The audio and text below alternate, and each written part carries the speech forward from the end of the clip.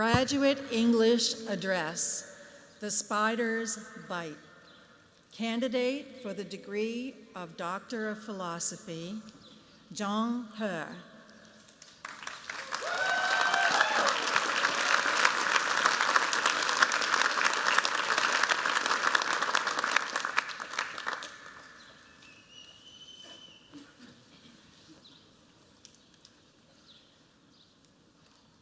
When I was in middle school, a poisonous spider bit my right hand.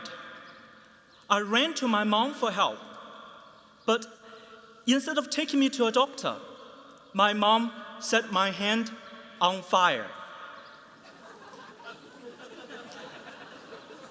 After wrapping my hand with several layers of cotton, then soaking it in wine, she put a chopstick into my mouth and ignited the cotton.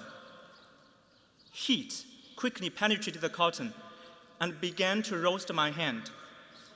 The searing pain made me want to scream, but the chopstick prevented it. All I could do was watch my hand burn. 1 minute, then 2 minutes, until my mom put out the fire.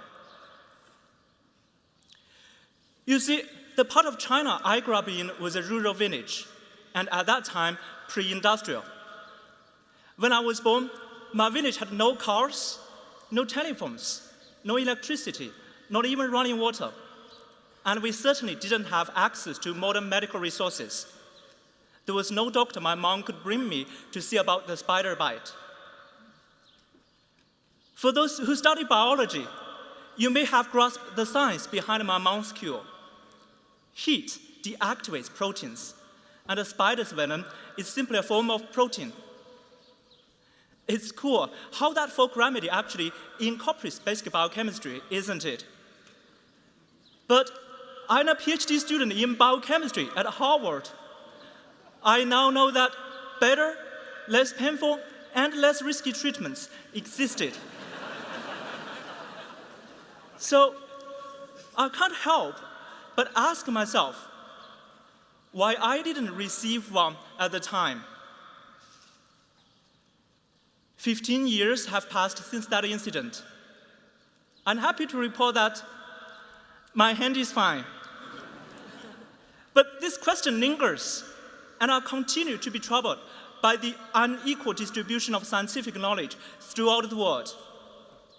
We have learned to edit the human genome and unlock many secrets of how cancer progresses. We can manipulate neuronal activity, literally with the switch of a light. Each year brings more advances in biomedical research, exciting, transformative accomplishments. Yet, despite the knowledge we have amassed, we haven't been so successful in deploying it to where it's needed most. According to the World Bank, 12% of the world population lives on less than $2 a day. Malnutrition kills more than 3 million children annually. 300 million people are afflicted by malaria globally. All over the world, we constantly see these problems of poverty, illness, and lack of resources impeding the flow of scientific information. Life-saving knowledge we take for granted in our modern world is often unavailable in these underdeveloped regions. And so, in far too many places, people are still essentially trying to cure a spider bite with fire. While studying at Harvard, I saw how scientific knowledge can help others in simple yet profound ways.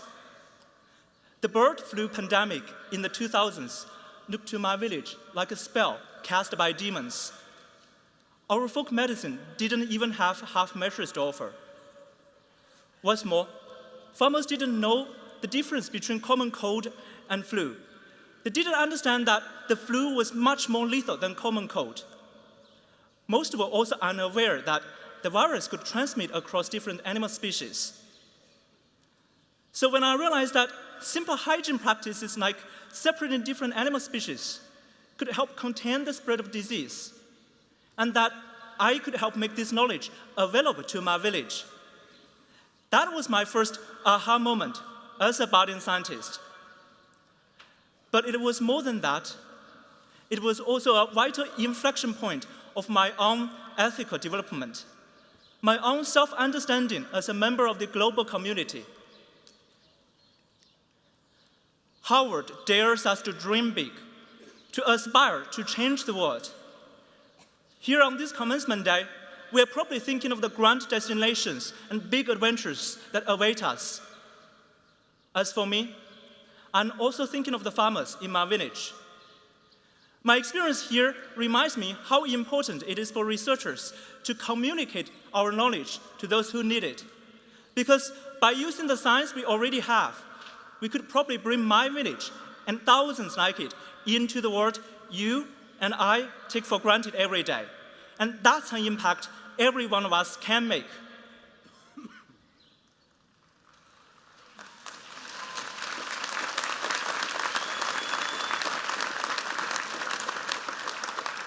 But the question is, will we make the effort or not?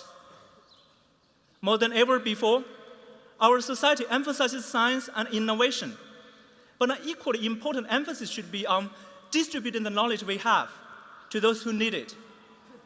Changing the world doesn't mean everyone has to find the next big thing. It can be as simple as becoming better communicators and finding more creative ways to pass on the knowledge we have to people like my mom and the farmers in the local community. Our society also needs to recognize that the equal distribution of knowledge is a pivotal step of human development, and will work to bring this into reality.